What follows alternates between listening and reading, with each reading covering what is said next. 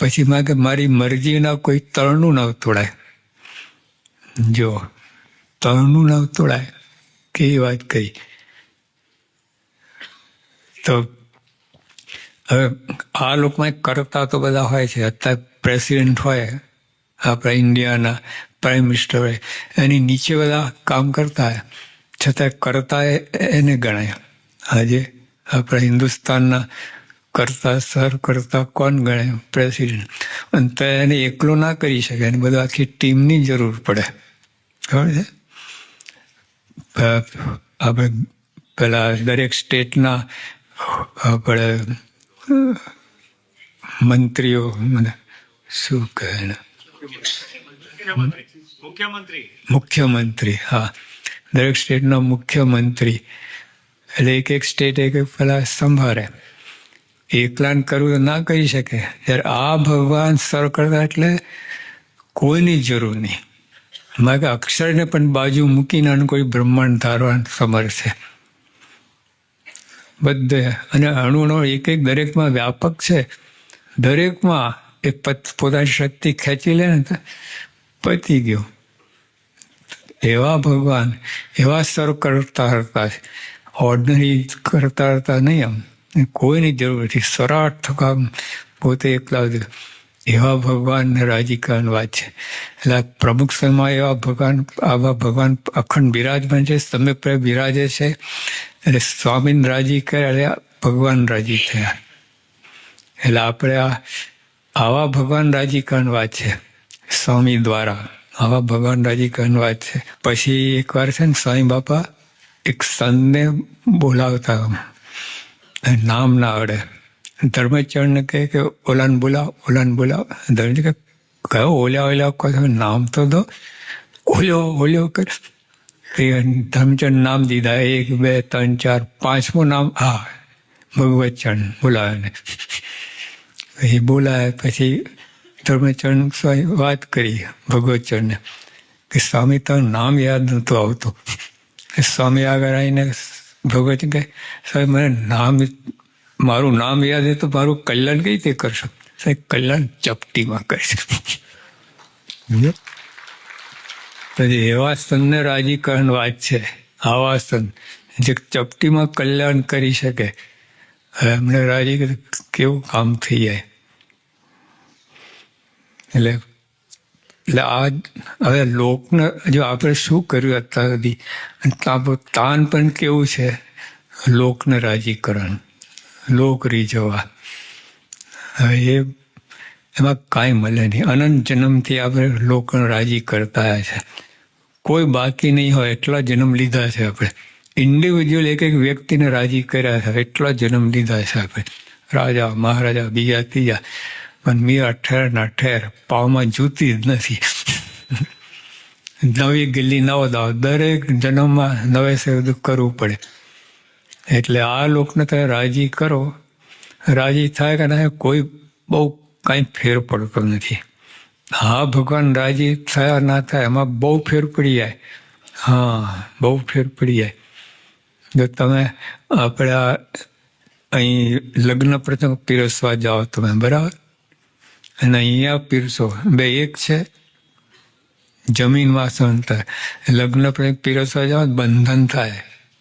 અને અહીંયા પીરસાવ તમે પીરસો તો મુક્તિ મળે, બંધન છૂટે. આટલું બધું ઠીક છે, કરવું પડે. આપણે ગ્રસ્ત છીએ, આ છે બધું. પણ તો તાન તો આ રાખવું, મનમાં આ ધારવું, આ દેહે કરીને, આ દેહ આમના માટે, જેમ ભગતજી કહ્યું ને, આ દેહ સ્વામી માટે કુરબાન.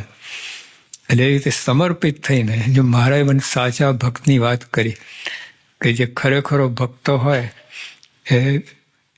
એ સર્વસ્વ પોતાનું જે છે ભગવાન સંને અર્થે કરી રાખે. અને જે ઘડી એ પોતાના ઈષ્ટદેવ કંઈ સત્સંગ માટે માથું મૂકે, જે ઘડી ઈષ્ટદેવ આજ્ઞા કહે તો પરમહંસા તત્કાળ થાય. જો આ પાકાઈને લખશે. એટલે આપણે આવું કંઈ થતું નથી, કંઈ માગતા નથી, પણ છતાં એમનું કરી રાખવું. ભગવાન તમારું છે, આ બધું તમારું છે. અને આપણે તો એક મુનિમજી, પેલા મહેતાજી હોય ને એ રીતે કામ કરવાનું. બધું એમનું જ છે. એટલે એ રીતે સમર્પિત થઈને કરવાનું છે. એવા ભગવાન, એવા સંત છે. એમાં સામે વળતર છે, ઇન્વેસ્ટમેન્ટ છે. અમને રાજી કરવાની ઇન્વેસ્ટમેન્ટ છે. અને આ લોકમાં કોઈ રાજી કરે ને ગયું તો 100 વખત રાજી કે એક વખત જો સ્વામી પ્રમુખ સાહેબ બોલ્યા છે કે તમે આ લોકમાં બીજાને 100 વખત એના પ્રસંગે ગયા હોય, એક વખત ના લો, બધું તૂટી પડે. કોઈ તમને યાદ કરે નહીં, બધું ભૂલી જાય. ને ભગવાનને અર્થે આટલું કર્યું ને તો આપણને કોઈ ભૂલતા નથી. હા, એટલે આ સોદો સાચો છે. આ બાજુ જગતનું તાન રાખવું નહીં.